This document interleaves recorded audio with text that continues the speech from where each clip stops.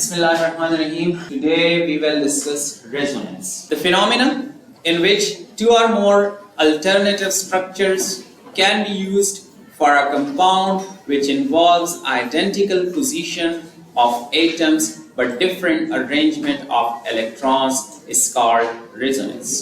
एक ऐसा फिनोमेना जिसमें हम एक कंपाउंड के लिए एक से ज्यादा वैलेंस स्ट्रक्चर्स ड्रा करते हैं। सिंपल, जब आप एक कंपाउंड के लिए more than one valence structure and correct valence structures जब वो आप ड्रा करते हैं तो इस फिनोमेना को हम क्या कहेंगे? रेजोनेंस कहेंगे।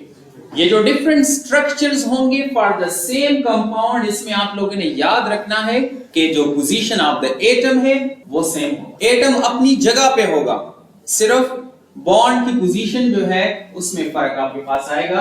ठीक है, the various possible alternative structures are called resonating structures, contributing structures or canonical forms. ये जो different structures होते हैं representing the same compound, इसको हम contributing structure कह सकते हैं या resonating structure कह सकते हैं या canonical form कहेंगे। एक compound को represent करने के लिए जो more than one structures हम use करते हैं, draw करते हैं, तो उसको हम क्या कहेंगे Tanveer? Resonating structure, contributing structure or canonical forms. The actual structure of the molecule is said to be a resonance hybrid of all possible structures. जो actual structure होगा वो तमाम representing structures का क्या होगा? हाइब्रिड होगा।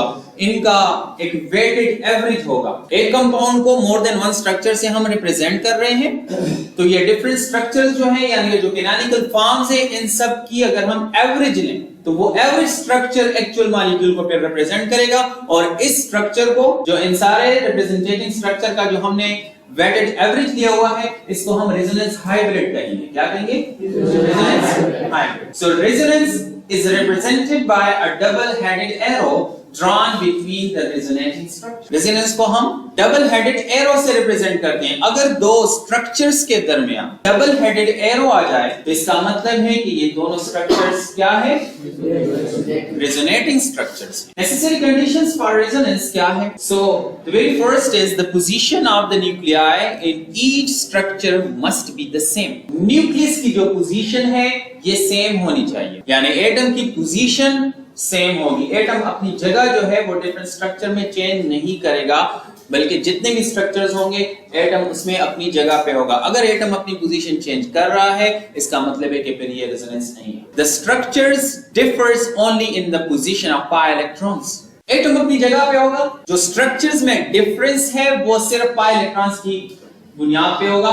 पाई इलेक्ट्रॉन्स हम double या ट्रिपल बॉन्ड को कहते हैं। एक सिंगल बॉन्ड होता है which is sigma bond और डबल और ट्रिपल जो होता है ये पाई इलेक्ट्रॉन्स होते हैं। पाई बॉन्ड इसको हम कहते हैं। ठीक है, तो पाई इलेक्ट्रॉन्स की पोजीशन जो है वो डिफरेंट होगी, यानी डबल बॉन्ड जो है वो अपनी पोजीशन क्या करेगा?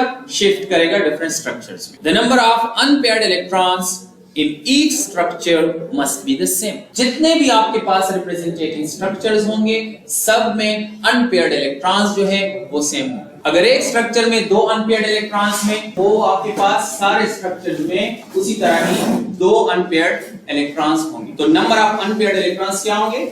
वो सेम होंगे। ठीक है, एग्जांपल्स को आप देखिए। बर्निंग सिचुएशन ओजोन में अगर हम देख लें तो सिंगल लेवल स्ट्रक्चर ओजोन का पॉसिबल नहीं है। टू लेवल स्ट्रक्चर ओजोन का हम देखेंगे। देखिए, this is the first level structure of the ozone और दिस इज द सेकंड।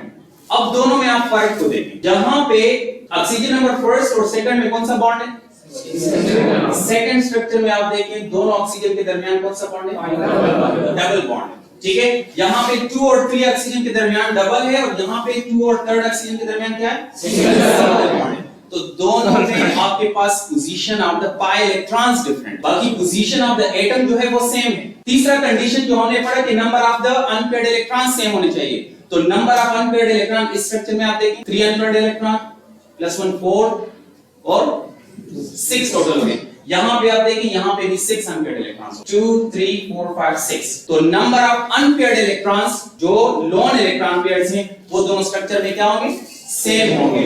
और किस चीज से हम इसको रिप्रेजेंट करते हैं? डबल हेडेड एरो से।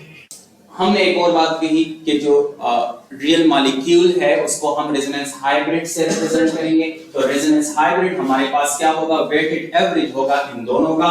तो इन दोनों का वेटेड एवरेज हम यूं ले सकते हैं, क्योंकि आप देखें ये जो पाई इलेक्ट्रॉन है ये अपनी पोजीशन शिफ्ट कर रहा है, ठीक है। इस स्ट्रक्चर में यहां पे है, दूसरे स्ट्रक्चर में यहां पे है। तो हमने क्या कर लिया कि हमने इसको डॉटेड लाइन से रिप्रेजेंट कर लिया कि ये डीलोकलाइजेशन कर रहा है। This is delocalisation. This is not the shifting of this structure into this structure. ये स्ट्रक्चर इस स्ट्रक्चर में शिफ्ट नहीं हो रहा कि ये है तो इसका मतलब ये है कि उसमें शिफ्ट हो जाता है और ये इसमें शिफ्ट हो जाता है। इसका मतलब ये है कि इसमें ये जो पाई इलेक्ट्रॉन्स हैं ये डीलोकलाइज्ड हैं। ये तीनों न्यूक्लियाई के साथ इंटरेक्ट कर रहे हैं। देखिए दो तरह के हमारे पास बॉन्ड होते हैं, याद रखें, एक लोकलाइज्ड बॉन्ड होता है, एक डीलोकलाइज्ड बॉन्ड होता है। लोकलाइज्ड बॉन्ड का मतलब ये होता है कि ये जो बॉन्ड है ये सिर्फ दो न्यूक्लियाई के दरमियान है, ओनली टू न्यूक्लियाई। मसलन ये सिंगल बॉन्ड जो है ये लोकलाइज्ड बॉन्ड है, ये सिर्फ इस ऑक्सीजन और इस ऑक्सीजन के दरमियान, इसके जो इलेक्ट्रॉन्स हैं वो सिर्फ इस और इस ऑक्सीजन के दरमियान जो है वो मौजूद हैं।